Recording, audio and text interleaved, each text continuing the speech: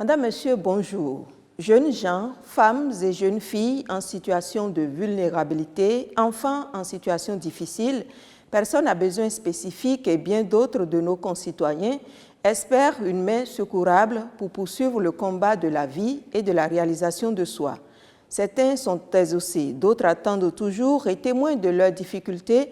Nous nous demandons souvent comment se manifeste la solidarité nationale. Est-elle palpable? À quoi se résume-t-elle? Comment les projets déployés dans ce sens aident à améliorer le quotidien des bénéficiaires? Nous recevons pour faire le tour de cette problématique la ministre des Affaires sociales et de la microfinance. C'est bien deux grands domaines que nous décryptons sur cette émission. Honoré Naoum. Bonjour à vous, Marie-Léa Yemadjrou. Il s'agit des volets social et de la microfinance. Notre invitée, c'est bien Madame Véronique Toïfodé. Bonjour, Madame la ministre. Bonjour, Madame et Messieurs les journalistes. Merci d'accepter notre invitation sur ce plateau.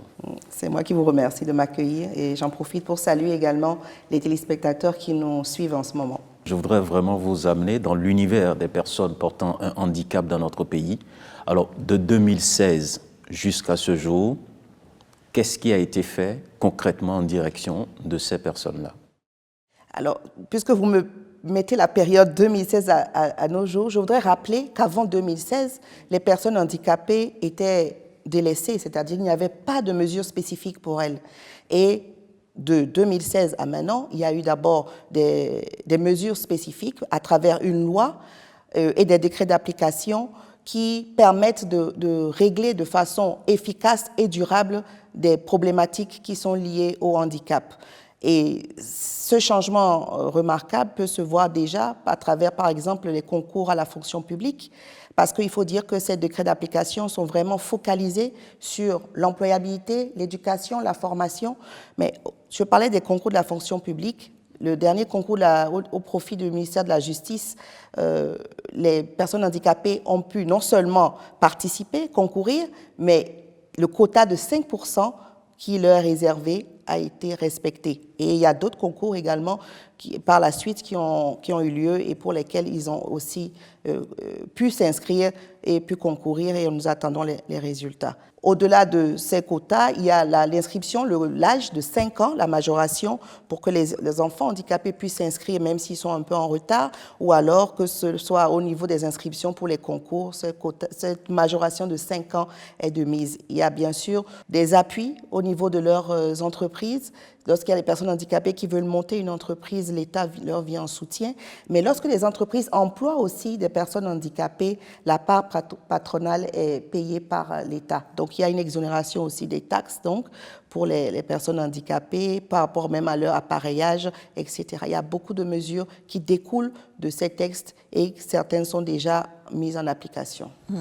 Donc, vous avez évoqué ce cadre réglementaire et aussi des actions concrètes au profit des personnes handicapées. Ça dit que globalement, il y a par exemple un guichet où dans une commune, toute personne handicapée peut se présenter et puis voilà, bénéficier de cet accompagnement-là. Alors, nous avons nos anciens CPS, des centres de promotion sociale, qui sont aujourd'hui en train de se transformer en guichet unique de protection sociale. Et c'est dans ces guichets uniques que les personnes handicapées vont déposer leur dossier, dont la liste a fait l'objet déjà de communiqués, pour pouvoir être inscrits, pour bénéficier de la carte d'égalité des chances. Il y a une commission interministérielle qui sera appuyée par des experts. La commission a déjà été installée, elle siégera pour pouvoir analyser les dossiers. Et sur la carte d'égalité des chances, en fait, il faudra qu'elle puisse, la commission, avec les experts, déterminer le taux d'incapacité lié au handicap qui sera inscrit et qui permettra donc aux personnes handicapées de bénéficier des différentes aides sociales. Avoir cette carte, ça va rapporter quoi à la personne qui porte un handicap? Avoir cette carte, déjà, ça va permettre de savoir à quel taux son incapacité, c'est-à-dire l'incapacité liée à son handicap, c'est quel est ce taux, et en fonction de ce taux, tous les types de handicap. C'est pour ça que j'ai dit la commission interministérielle appuyée par des experts, c'est un travail ardu parce qu'il faudra, en fonction des différents types de handicap et le pourcentage d'incapacité, pouvoir déterminer un taux qui permettra donc de pouvoir bénéficier des différents projets.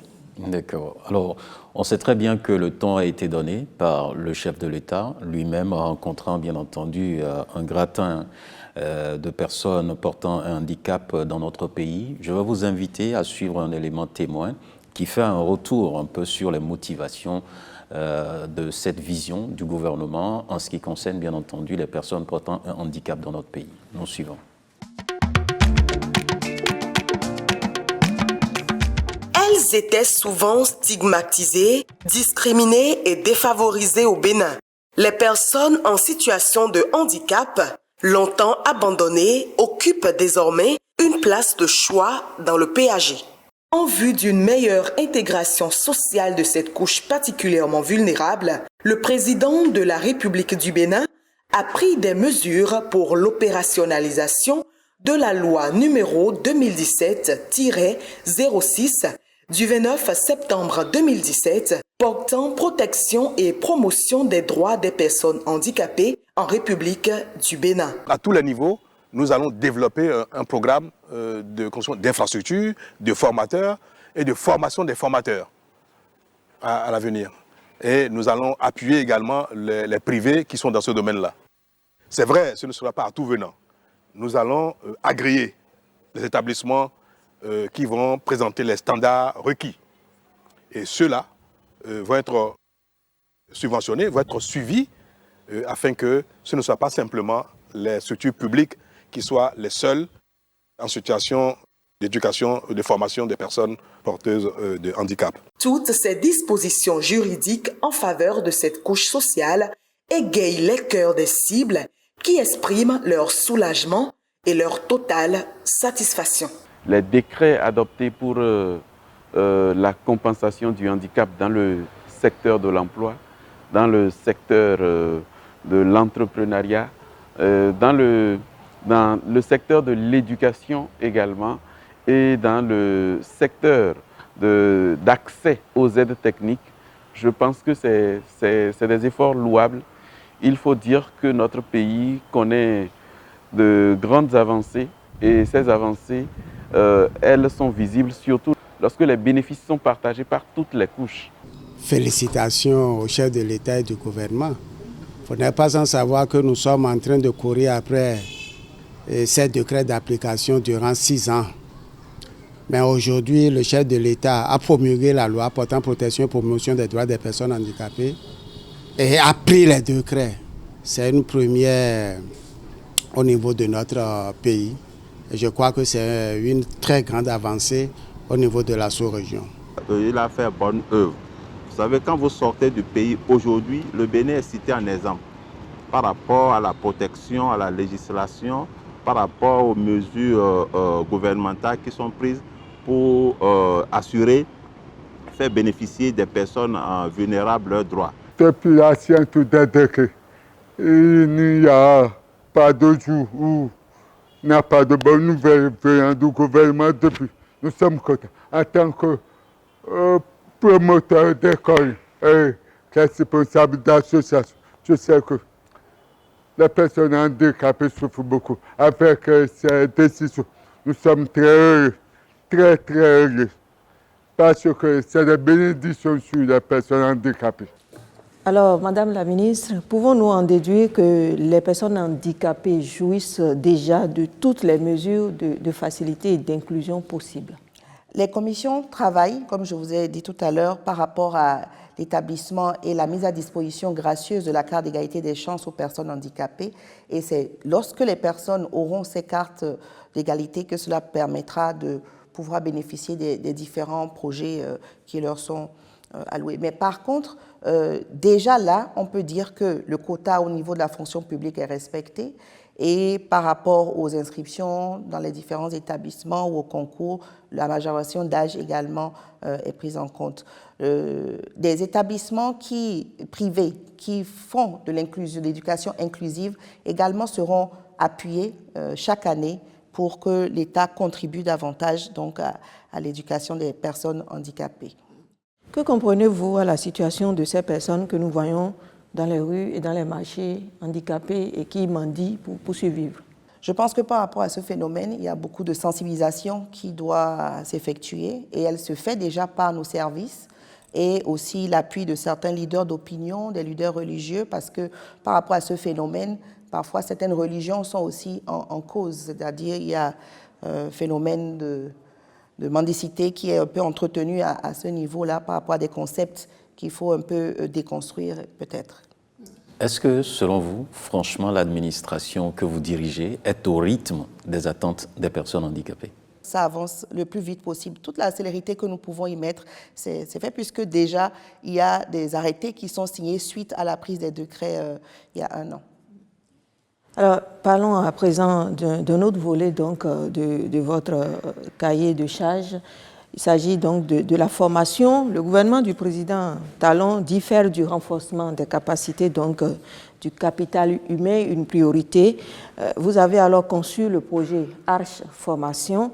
Pourriez-vous nous situer sur sa mise en œuvre et ses impacts? Alors, renforcer la formation technique, la compétence, l'employabilité de nos artisans est une priorité, une des priorités du gouvernement du président Talon. Et nous avons choisi une approche concrète et pragmatique qui veut répondre aux besoins de nos entreprises, de notre pays, mais à la fois aussi une approche ambitieuse et exigeante pour que H Formation puisse contribuer à la transformation de notre pays. Alors, par H Formation, des milliers de nos artisans, dans plusieurs communes qui sont dans la phase pilote, ont pu bénéficier de ce renforcement de capacités techniques pour augmenter non seulement la qualité de leur production, mais également tout le professionnalisme qu'il faut. Et c'est bénéfique pour tout le monde. Je vais vous expliquer. Par exemple, si on prend l'artisan même, c'est bénéfique pour lui, par rapport à ses connaissances, par rapport au travail rendu et donc au revenu qui va aussi accroître, mais même par rapport à nos projets au niveau du gouvernement. C'est-à-dire que parfois, nous recherchons de la main-d'œuvre qu'on ne trouve pas par rapport à la qualité, l'exigence de qualité. Et il faut aller recruter à l'étranger ou prendre des personnes étrangères. Donc, on monte en puissance le professionnalisme de nos artisans. Alors, il faut combien de temps pour former? Ou bien vous formez ces gens-là durant combien de temps? Cela dépend du type de formation, puisque certaines filières de métiers ont été identifiées. Donc, il y a les filières du bâtiment, génie civil, carreleur, peintre, maçonnerie, etc. Oui, plomberie. Plomberie aussi. Oui. Les artisans pâtissiers, boulangers, tout ce qui concerne l'électricité photovoltaïque, la climatisation, le froid, la menuiserie. Il y a plusieurs filières. Et la transformation agroalimentaire, je ne peux pas oublier celle-là parce qu'elle concerne beaucoup des femmes. Et dedans, il y a même la transformation du lait de vache en fromage par rapport à certaines régions de notre pays. Donc, ce renforcement de capacité a été donné dans ces filières-là. Nous avons déjà pu toucher 3200 artisans et d'ici la fin de 2024, il y a 3000 autres qui vont pour finir leur cursus de formation et pouvoir contribuer efficacement à tout ce que je viens de dire. Comment sont-ils sélectionnés? Ils sont sélectionnés par rapport à leur dossier qu'ils déposent au niveau des CLAF. Les CLAF, ce sont les comités locaux de H Formation, qui comprend le maire, un représentant des affaires sociales qui est l'assistant social du guichet unique de protection sociale, et surtout, personne très importante, qui vient de leur fédération, parce que vous savez que les artisans, par rapport à la Chambre des métiers, est très bien organisée, structurée, avec des démembrements jusqu'aux communes. Et donc, il y a les représentants de tous ces strates-là. Et donc, les dossiers sont étudiés avec des critères qui correspondent non seulement aux besoins des projets également dont l'État fait mention, mais également de leurs besoins aussi à eux de formation par rapport à ce qu'ils écrivent dans leur domaine. Je voudrais savoir si les artisans sont formés gratuitement ou bien s'ils doivent contribuer. La formation, l'hébergement, la restauration pendant la durée de la formation, tout est pris en charge gratuitement par l'État. Ah, donc, ils sont regroupés sur un site pour suivre cette formation-là. Il y a des experts internationaux qui viennent pour ces missions, avec certains experts nationaux, bien sûr, en fonction des filières et de la demande. Et donc, ils sont formés sur place, sur site. Il y a la partie théorique, mais il y a surtout aussi la partie pratique. Alors, nous allons nous rendre sur le terrain, Honoré Naoum, pour voir tout ceci avec les bénéficiaires.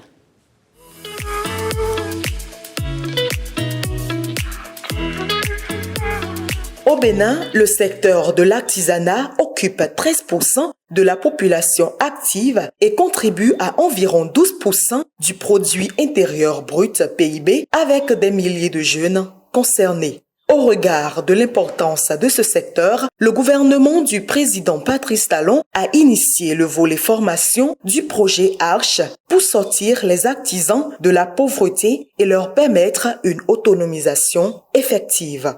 Vous aviez une base avant de venir ici, mais ce renforcement des capacités était nécessaire. Un, pour accroître votre capacité de rendement de travail, et donc accroître peut-être vos revenus aussi par la suite, parce que quand vous allez mieux faire, vous allez être mieux payé aussi.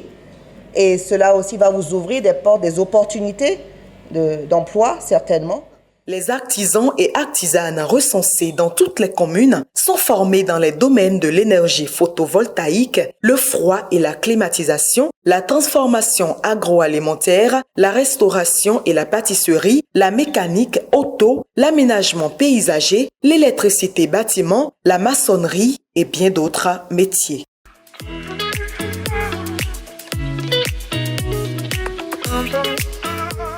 Les études n'ont pas d'âge. Donc, il faut chercher à faire plus, il faut chercher à innover, il faut chercher à faire la différence. Et pour faire la différence, il faut se faire former à chaque moment de la vie. 4 ans après, les témoignages des bénéficiaires en disent long sur les résultats. C'est une belle initiative en ce sens que ça nous aide, entre nous d'abord, à harmoniser les techniques de travail, à les moderniser, à donner un plus. Moi, je suis fière de ce projet parce que grâce à cela, désormais, le Bénin pourra bénéficier de nouvelles compétences. Il y avait beaucoup de choses que je n'avais pas compris dans mon métier en tant que peintre. Comme par exemple sur un chantier, en tant que peintre, il faut porter des chaussures de sécurité, il faut porter des gants, des lunettes. Donc ça a beaucoup changé dans ma vie. Je salue le gouvernement et je salue tout le monde. Vraiment, les formations nous ont permis de connaître plusieurs choses encore sur la transformation. Avant, nous, on tamisait le lait avec le tamis. Aujourd'hui, on filtre le lait avec le linge plus le tamis. Encore, on a appris à faire le fromage avec les pommes, le coagulant. Au-delà de la formation, les artisans qui le désirent peuvent souscrire au crédit Arche Artisan, qui est un mécanisme de financement prévu par le gouvernement pour renforcer leurs activités à travers des crédits à taux de remboursement allégé. Voilà, Madame la Ministre, vous avez suivi comme nous cet élément témoin. Alors, je voudrais savoir, après le diplôme obtenu, quelle est la suite ? La suite, parce que c'est bien beau de former les gens. Soit ils sont... oui. Ils peuvent être recrutés sur des chantiers en cours où nous avons besoin de main-d'œuvre, ou alors ils peuvent aussi prendre des crédits artisans pour pouvoir s'auto-équiper et monter leur propre entreprise. Ce sont les mesures d'accompagnement. Ça fait partie des mesures d'accompagnement. Alors, comment vous impactez plus d'acteurs ou comment prévoyez-vous impacter plus d'acteurs en termes de professionnalisation et d'accroissement justement des capacités de production dont vous parlez? Alors, Arche va s'étendre davantage puisque la phase pilote sera bientôt évaluée et pourra passer à échelle et pourra atteindre plus d'1 million d'artisans, donc s'étendre à toutes les communes, mais également à d'autres filières de métiers. Par exemple, les 3 000 dont je vous ai parlé qui vont finir d'ici la fin de 2024, ce sont 10 nouvelles filières avec un accent particulier sur la mécanisation agricole.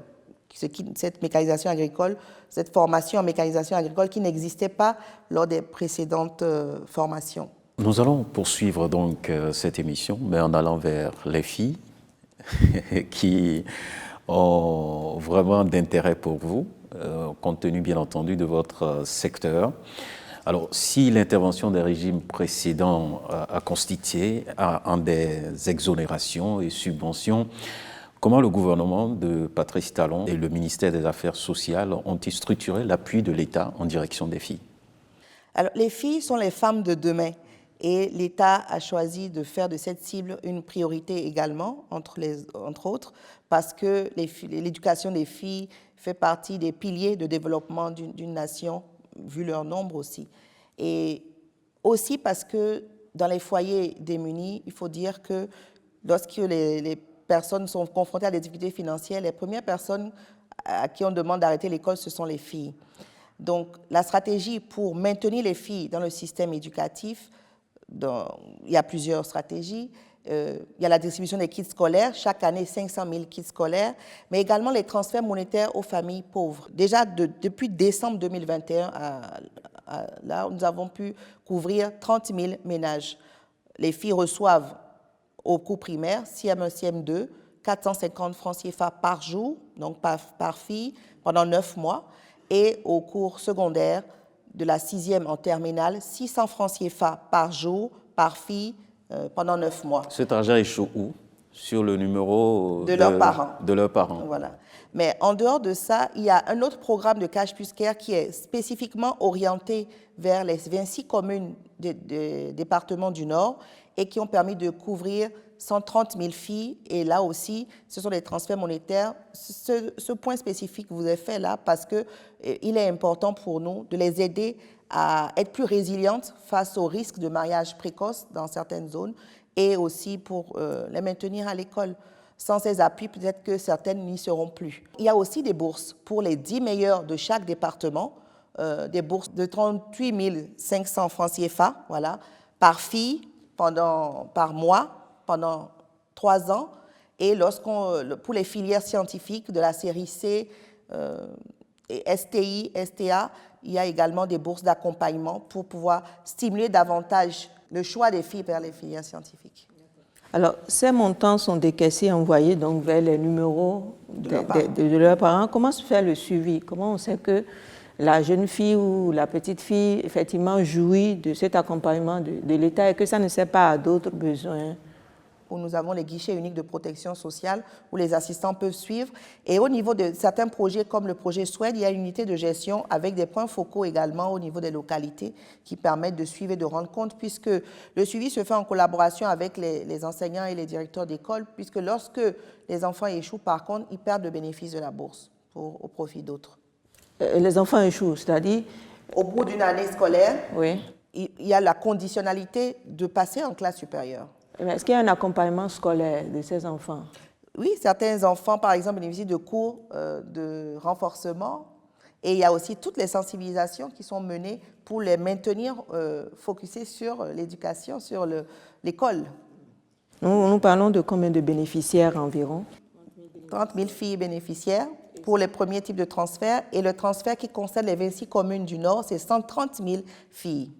Les chiffres du ministre dans son bureau ou bien les chiffres réels sur le terrain? Les chiffres assez réels sur le terrain parce que lors de la tournée de reddition des comptes qui a parcouru même les arrondissements, nous avons les retours. Je crois que ça fait partie des programmes phares du ministère où les témoignages sont assez éloquents et nombreux. Je vous amène donc sur le terrain pour faire le constat avec nous. Des filles, jeunes filles orphelins, issues des familles pauvres et déshéritées, qui ont bénéficié, bien entendu, de ces appuis du gouvernement. On va les écouter et on reviendra sur le plateau pour la suite de cette émission.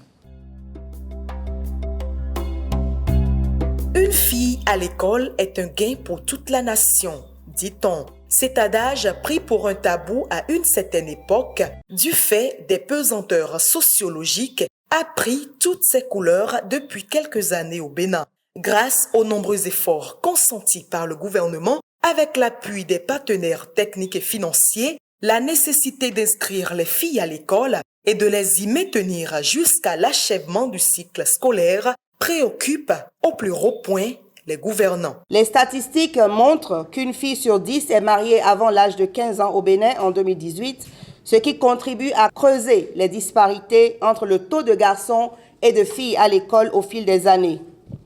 Nous notons aussi que sur 100 000 habitants, 1700 garçons font aujourd'hui des études supérieures, contre seulement 630 filles. Face à ces chiffres assez préoccupants, le gouvernement du Bénin a trouvé, à travers le projet SWED et plus précisément son sous-projet Métier des filles à l'école, une réponse qui vient corriger ces inégalités remarquables. Au nombre des mécanismes mis en place à cet effet, la distribution des kits scolaires et les opérations de transfert monétaire conditionnel aux filles issues de familles vulnérables restent des initiatives impactantes.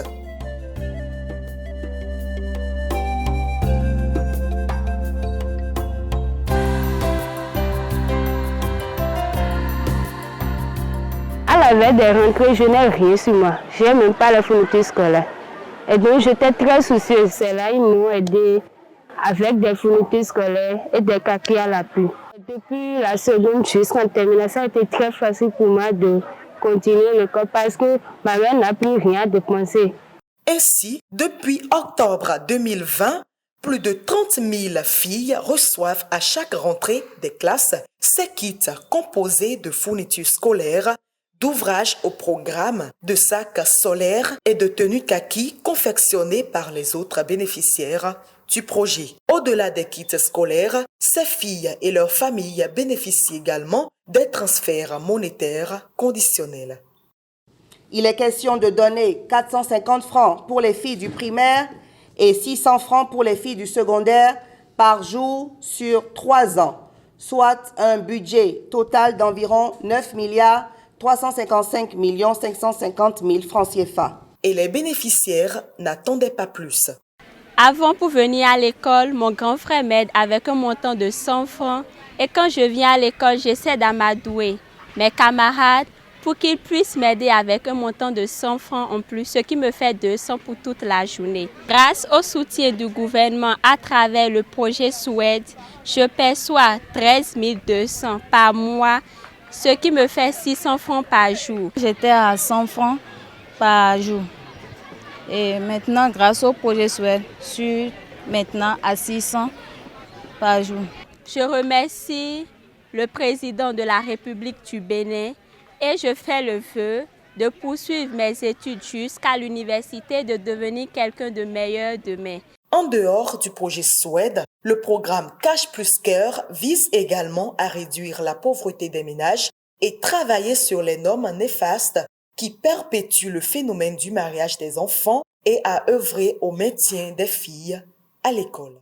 Alors, donc, les filles déscolarisées et non scolarisées, est-ce qu'elles sont, elles, laissées pour compte? Sinon, dans quel domaine sont-elles formées ou vers quoi sont-elles orientées lorsqu'elles abandonnent les bancs? Alors là aussi, je voudrais rappeler qu'avant 2016, il y avait très peu d'initiatives qui concernaient les filles déscolarisées. Et ces dernières années, dans nos espaces sûrs, près de 200 000 filles déscolarisées ont été coachées, puisque dans ces espaces sûrs, elles sont sensibilisées aux questions de santé sexuelle et de la reproduction pour éviter les grossesses précoces, mais aussi à d'autres compétences de vie courante. Et au sein de ces 200 000 filles, il y a 56 000 qui ont pu avoir des formations courtes, qui concernent des domaines qui leur permettra, en fait, à la fin des formations, de pouvoir être autonomes et de ne pas devenir des proies faciles. Et donc, ces métiers, par exemple, la sérigraphie, la peinture, les techniques d'élevage, même l'élevage d'escargots, des techniques simples, faciles à apprendre sur des périodes assez courtes de formation. Et à la fin, certaines sont même installées, ce qui permet donc de les aider à devenir autonomes, en quelque sorte, et de ne pas être des proies faciles, comme je l'avais dit. Ce sont des filles que vous rencontrez souvent, ces filles déscolarisées et non scolarisées des ménages pauvres, et que vous aidez donc à être financièrement autonomes. Vous êtes allé à leur rencontre sur le terrain. Voyons cela.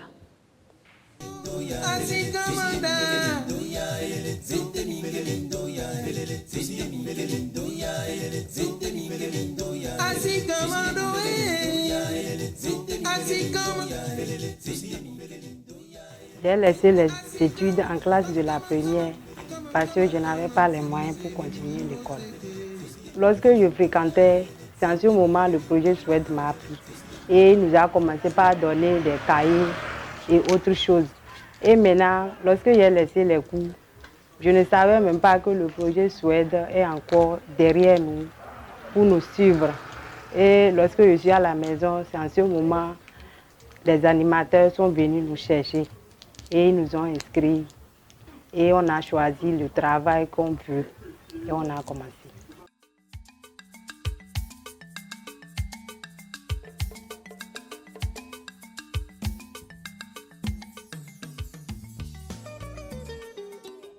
J'ai étudié jusqu'en terminale. Compte tenu des moyens, et je me suis arrêtée. Et je pensais que pour moi, c'était fini. Mais le projet SWED est venu me donner encore une deuxième chance. Je suis venue ici pour faire la formation en élevage. J'ai fait élevage en aviculture, en pisciculture, en cuniculture, maraîchage et en pépinière.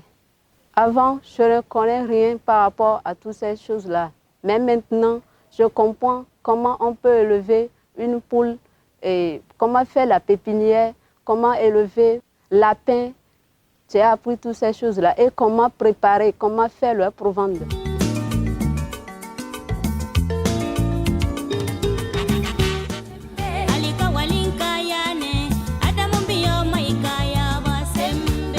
Quand j'aurai fini de faire la formation, je vais amener la lumière au village, aider les parents à se développer et à me prendre en charge sur moi-même.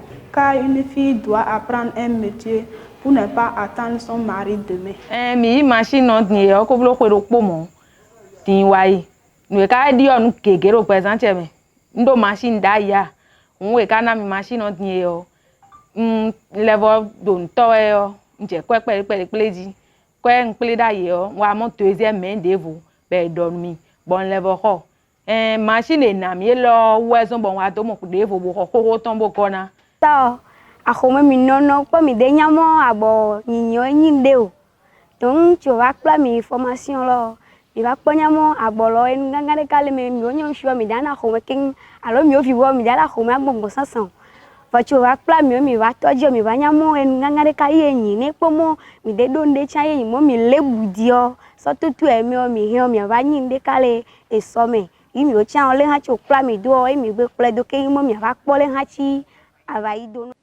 Il y a aussi ces deux initiatives qui nous intéressent, Honoré. Oui, tout à fait. Madame la ministre, vous le savez bien, on fait allusion à deux projets que vous conduisez également, des filets sociaux qu'on appelle Access ou Besoké, et qui ciblent les pauvres extrêmes. Mais justement, je voudrais savoir ce que c'est. Ça veut dire quoi, pauvre extrême? Alors, pauvre extrême, ce sont nos concitoyens qui sont dans des situations d'extrême vulnérabilité et qui, malgré tous leurs efforts, ne sont pas sûrs d'avoir un repas par jour. Contrairement aux pauvres non extrêmes, qui sont aussi dans des situations de vulnérabilité, de pauvreté, mais qui peuvent s'alimenter, donc qui ont quand même un petit travail, et pour lesquels, par contre, certains besoins peuvent être en précarité, des besoins secondaires. Alors, comment s'exprime alors la solidarité nationale vis-à-vis de cette couche-là? Pour pouvoir exprimer la solidarité nationale vis-à-vis de cette couche, il fallait d'abord les identifier. Et en les identifiant, construire ce que nous appelons le registre social unique, ce qui a été fait. Sur cet élément, par transparence, il faut aussi dire que les enquêteurs qui vont dans les ménages pour pouvoir identifier ces personnes sur la base d'une grille de questions qui permet de classer les personnes, ces enquêteurs, pour certains, ils ont aussi mis le pied là où il ne faut pas, c'est-à-dire certains sont même aux mains de la justice actuellement parce qu'ils ont enrôlé des personnes qui n'étaient pas pauvres extrêmes dans la base. Ils n'ont pas été formés? Ils ont été formés, ou bien c'est la mauvaise supervisés. foi? L'État aura beau faire tous les efforts, il y a ce que chaque Béninois aussi a à faire en termes de contribution. Parce que là, cette base, du coup, il faut là encore la contrôler, la recontrôler, essayer d'enlever les personnes qui ne sont pas pauvres et pauvres extrêmes et mettre dans la base quelques pauvres extrêmes qui ont peut-être été oubliés. D'accord. Et le projet Access, ça consiste à faire quoi concrètement? Alors, le projet Access, c'était la première tranche des filets socioproductifs.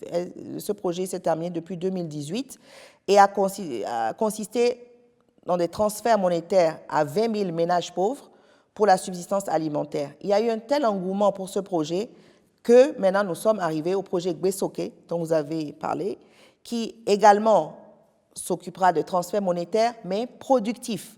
Ça veut dire quoi? Ça veut dire que nous allons transférer des montants mensuels à des ménages pauvres, mais nous allons les suivre pour que ces ménages pauvres puissent réaliser des activités génératrices de revenus. Donc, la vision, l'objectif que nous poursuivons, c'est de pouvoir aider par la formation, par les activités génératrices de revenus, les personnes pauvres à se prendre en charge elles-mêmes que plutôt de les maintenir dans un état d'assistanat définitivement. Donc, chaque mois, ils recevront dans Gbesoke 10 000 francs par mois, mais au 5e et au 9e mois, ce sera 50 000 francs CFA par mois. Et il y a tout le coaching, tout l'accompagnement des assistants sociaux des guichets uniques de protection sociale pour que des activités génératrices de revenus soient menées et que les personnes puissent prendre leur envol. C'est la meilleure manière que l'État a de pouvoir porter les ménages pauvres en situation de difficulté, de les sortir de la pauvreté pour qu'eux-mêmes ils puissent se prendre en charge. Donc ce n'est pas recevoir de l'argent et aller dormir. Et aller dormir, manger et dormir, non, parce qu'il faut faire quelque chose. Forcément. Et après, même si au bout d'un moment le projet se termine, ils doivent pouvoir continuer à être autonomes, à être indépendants. Sortir de la pauvreté, de l'extrême pauvreté. Ils ont les filets, c'est pour ça que ce sont des filets pour dire qu'on leur tend de quoi s'en sortir. Et avec l'accompagnement qu'il faut. Il y a bien sûr la subsistance alimentaire, mais il y a l'aspect activité génératrice de revenus et l'aspect aussi coaching pour vraiment les aider dans toutes les sphères possibles à se reprendre en main. Mais Gbesoke ne comprend pas que les transferts monétaires aux pauvres extrêmes. Gbesoke comprend aussi la mise aux normes et l'extension de nos structures, nos infrastructures destinées à délivrer des services, des prestations sociales. Donc, nous avons là des guichets uniques de protection sociale dont l'environnement infrastructurel va totalement se métamorphoser grâce à une des composantes du projet Gbesoke.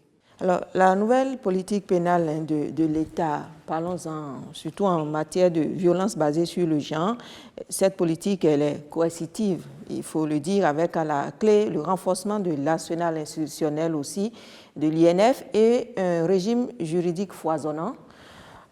Comment le ministère des Affaires sociales et l'Institut national de la femme renforcent leur coopération, un peu pour faire reculer les frontières des violences et agressions de toutes sortes sur la femme, et la fille et l'enfant? Alors, le ministère des Affaires sociales et l'Institut national de la femme travaillent en parfaite symbiose pour la bonne raison que nous poursuivons le même objectif. Maintenant, le ministère des Affaires sociales s'octroie plus à aller vers des sensibilisations, vers la vulgarisation des textes de loi, cette traduction en différentes langues.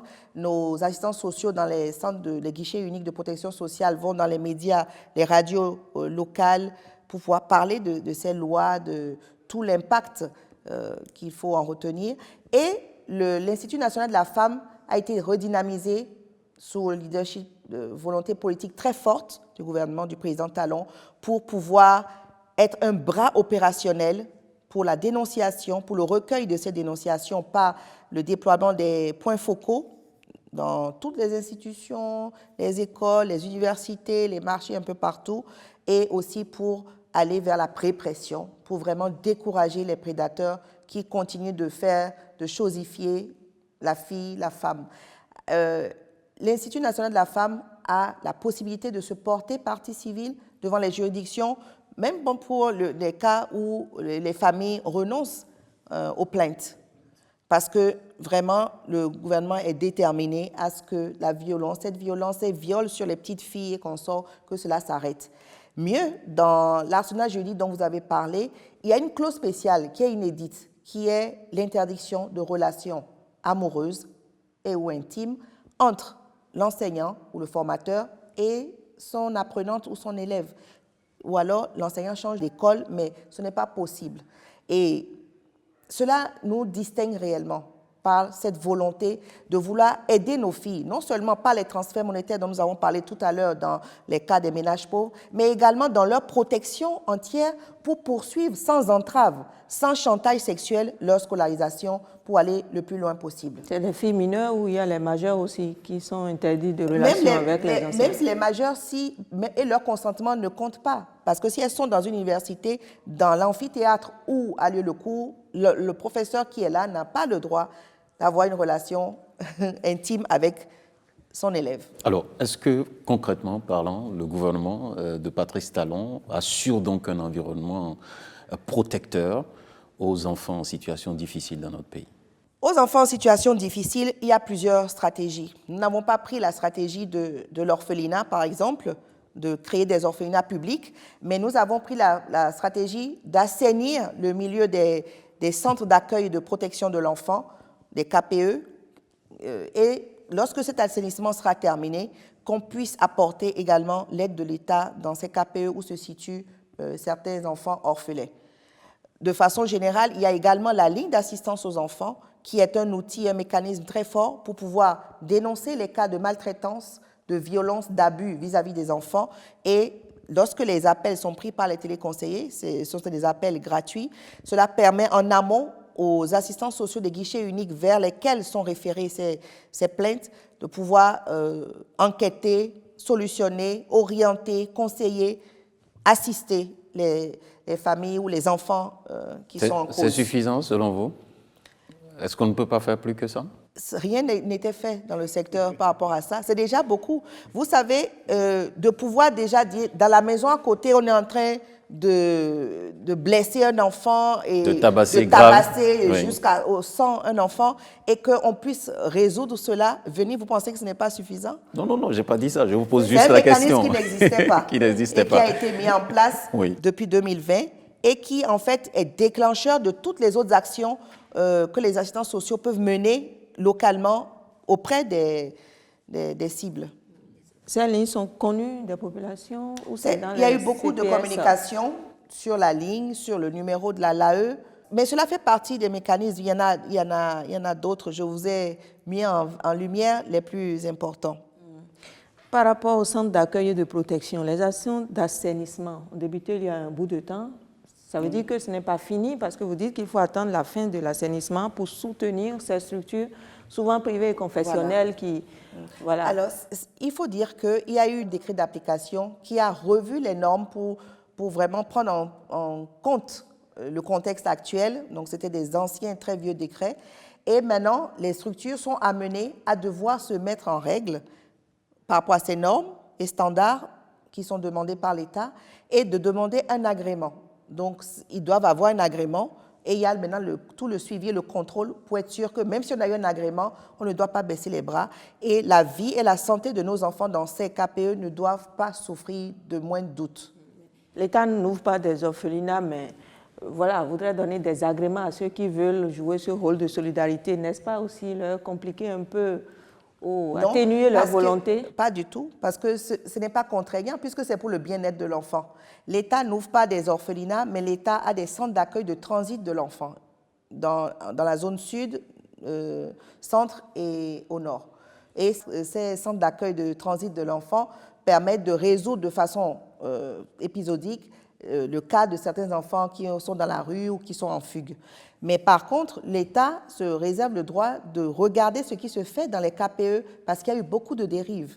Donc, il y a eu beaucoup de KPE qui, pendant un moment, mettaient les enfants devant pour aussi des donateurs, pour réceptionner des dons, mais finalement ne s'occupaient pas des enfants dans leur plénitude. Donc, c'est par rapport à ça que les normes et standards doivent être respectés et l'État y veille pour l'intérêt des enfants.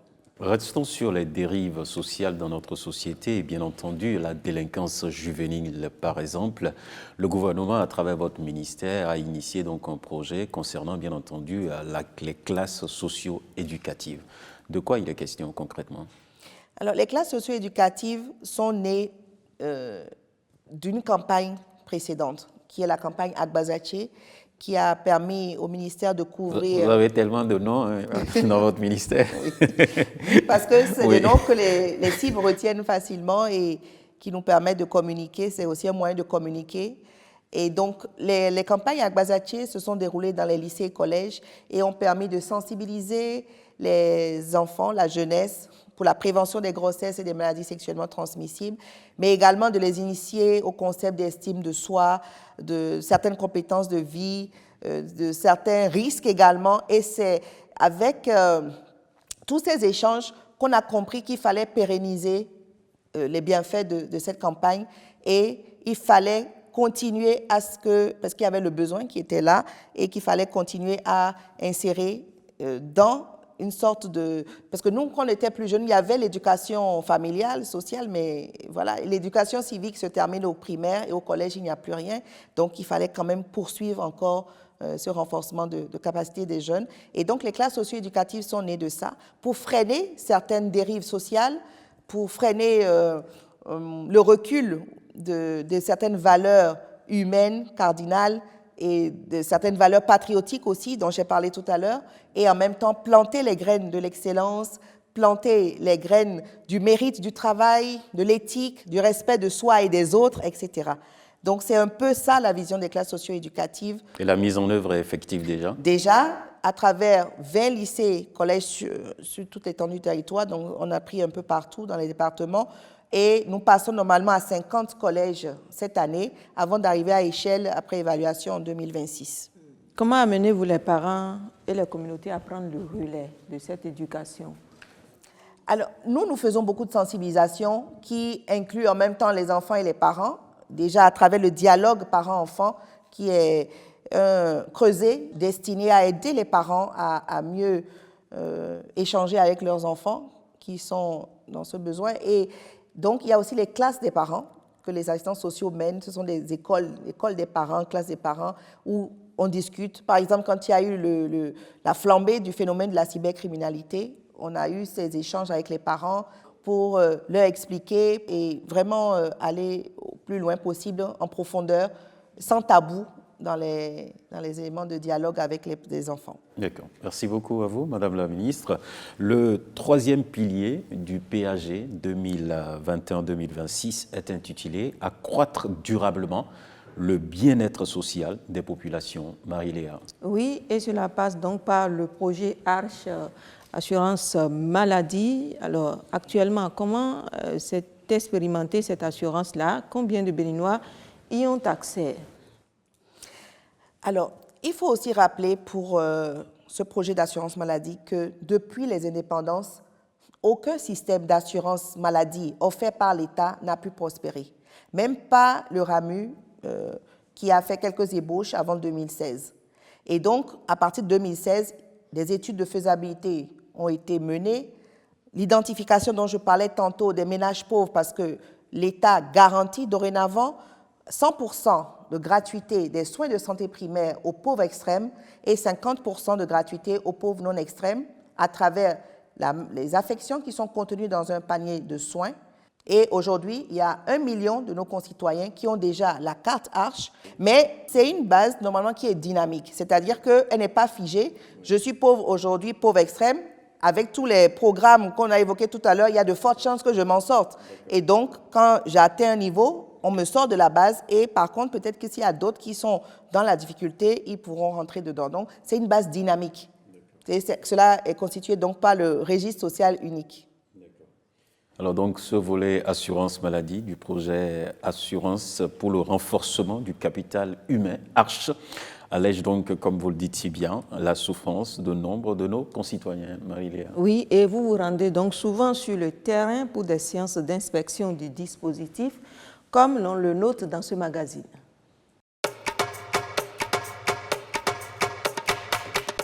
Le projet Assurance pour le renforcement du capital humain, Arche, est une initiative de gouvernement pour soutenir et accompagner les populations vulnérables d'une part et garantir une protection sociale pour tous les Béninois d'autre part.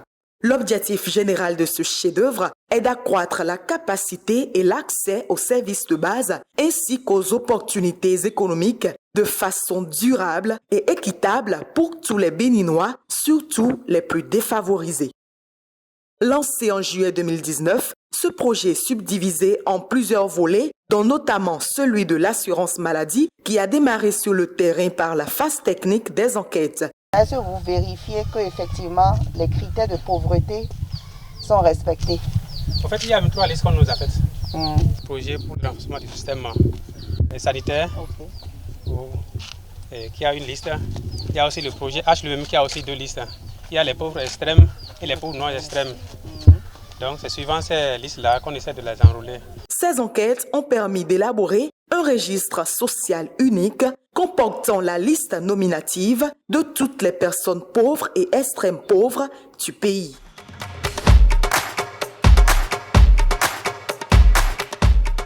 Après cette phase, s'en est suivie l'étape de validation communautaire où les noms des ménages pauvres retenus ont été affichés sur la place publique pour confirmation ou dénonciation. Ensuite, les données statistiques recueillies ont été traitées pour l'édition des cartes biométriques devant servir de sésame pour l'accès aux soins de santé de qualité. La dernière étape de ce processus a porté sur la distribution aux bénéficiaires de ces cartes biométriques éditées. C'est un projet qui tient particulièrement à cœur au gouvernement. C'est pour ça que nous suivons chaque étape de près. Et si je suis là ce matin, c'est pour vous rappeler votre responsabilité, l'importance de cette responsabilité de pouvoir retrouver tous les bénéficiaires pour que toutes les cartes puissent être distribuées, qu'il n'y ait pas de personnes vulnérables identifiées qui figurent sur la liste, mais qui ne reçoivent pas sa carte. Pour la transparence du processus et s'assurer que les vrais bénéficiaires de ces services sont réellement les personnes recensées lors des enquêtes PMT, le gouvernement a acquis et déployé des lecteurs d'empreintes au niveau de tous les centres de santé partenaires du projet ARCHE.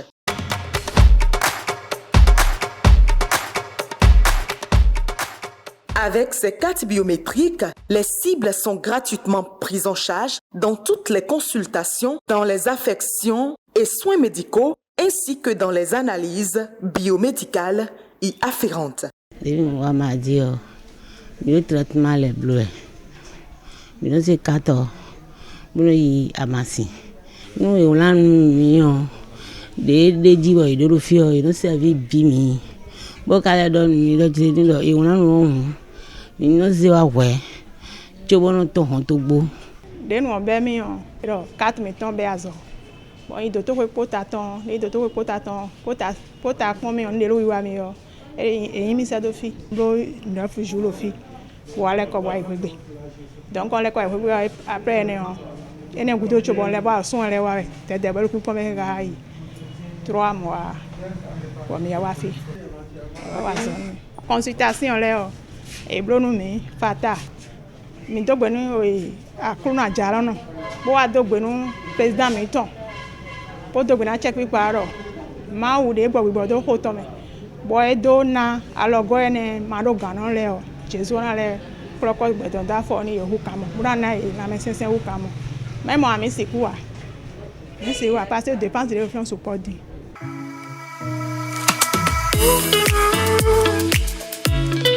c'est vraiment utile et on salue l'initiative parce que avec ça maintenant les malades spontanément surtout les détenteurs de cartes se dirigent directement vers les centres de santé. L'assurance maladie au bénéfice des plus pauvres, mais aussi l'assurance maladie obligatoire pour moins de vulnérabilité de tous les citoyens béninois. C'est le concept, Madame la Ministre. Cela donne quoi au juste? Cela donne que je vous ai parlé tout à l'heure des pauvres extrêmes et non extrêmes dont l'État s'occupe en prenant en charge gratuitement 100%, 50% des soins de santé. Donc, lorsque je suis pauvre et que j'ai ma carte ARCHE, je me rends à l'hôpital, tout est gratuit, depuis la consultation, les médicaments, l'hospitalisation, s'il y a de la chirurgie ou un accouchement, etc. Les bilans, donc. Et maintenant, il y a les autres, parce que nous avons le régime obligatoire de l'assurance maladie. Et à cet endroit-là, il faudrait spécifier que les personnes qui ne sont pas pauvres, il y a des personnes, les ayants droit de l'État, qui donc seront reversés à l'ANPS, les ayants droit de l'État, les personnes retraitées, les fonctionnaires, les étudiants boursiers, etc., qui ont droit au ticket modérateur, donc la prise en charge de l'État à 80%, 20% pour eux. Et il y a les autres personnes qui doivent souscrire eux-mêmes à une assurance, une police d'assurance qui va couvrir leurs frais de santé. Le gestionnaire de l'assurance maladie va prendre en mai le déploiement. Et dès que ce déploiement soit effectif, le contrôle, on ne sera plus regardant puisque c'est une exigence d'un décret qui a été pris et qui doit amener à ce que toutes les personnes qui sont sur le territoire national aient cette couverture en assurance maladie. D'accord. Vous le savez bien, on a démarré bien entendu cette émission par le hautement social. On va finir également sur ça. Et donc je voudrais vous dire de bien vouloir dire aux citoyens béninois que la gouvernance de Patrice Talon est bien sûr basée sur le hautement social. Et ce sera votre mot de fin. Merci, monsieur le journaliste. Alors, les actions que nous avons énumérées ne sont pas exhaustives et ce ne sont que quelques-unes. Et les résultats que nous avons obtenus depuis 2016 à ce jour sont importants, comme le témoigne le tour que nous venons de faire, mais également les différents témoignages. Et ces actions n'auraient pas pu être obtenues si nous n'avions pas dépolitisé l'action sociale, comme c'est le cas pour les microcrédits, tout en valorisant davantage le capital humain. Quand on prend le cas des artisans, des personnes handicapées, des femmes, des filles, etc. Et je voudrais en profiter pour remercier les partenaires qui travaillent à nos côtés, qui nous assistent, et surtout remercier les travailleurs du secteur social qui œuvrent avec abnégation pour une meilleure justice sociale partout sur le territoire national dans les guichets uniques de protection sociale. Et je voudrais rassurer nos compatriotes que nous restons engagés pour poursuivre ce qui reste.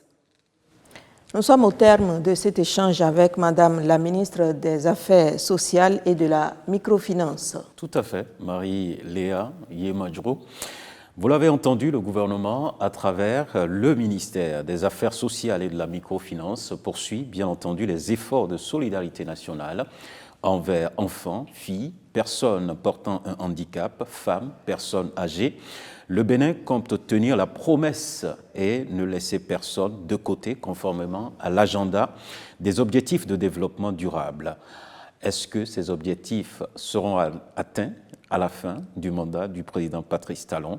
Chacun fera son bilan au moment opportun. Merci à vous, Madame la Ministre. Merci, Léa, pour ce plateau. Et nous vous disons merci pour votre attention aujourd'hui aussi, les téléspectateurs.